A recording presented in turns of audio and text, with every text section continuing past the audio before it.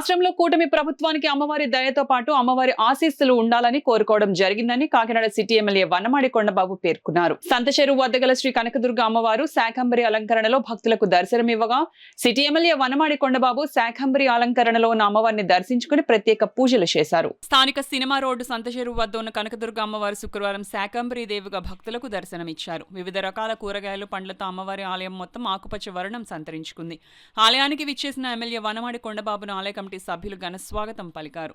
అమ్మవారిని city MLA Vanamadi Kondababu దర్శించుకుని ప్రత్యేక పూజలు నిర్వహించారు. ఈ సందర్భంగా సిటీ ఎమ్మెల్యే వనమాడి కొండబాబు మాట్లాడుతూ రాష్ట్రంలో కూటమి ప్రభుత్వం అమ్మవారి ఆశీస్సులు ఎల్లప్పుడూ ఉండాలని, ప్రజలందరూ సుఖ సంతోషాలతో ఉండాలని, అందరినీ అమ్మవారు చల్లగా చూడాలని పూజించినట్లు తెలిపారు.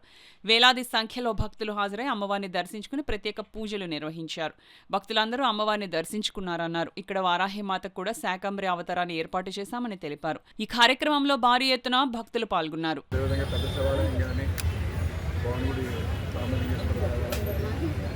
అదేవిధంగా రాష్ట్ర వ్యాప్తంగా కూడా అమ్మవారి దేవాలయాన్ని కూడా ఈరోజు శాకంబరి అవతారంలో ఈరోజు దర్శనం చేసుకున్నారు. చాలా బాగా అలంకరణ చేశారు. భక్తులందరూ కట్టేసిన దర్శనం చేసుకున్నారు.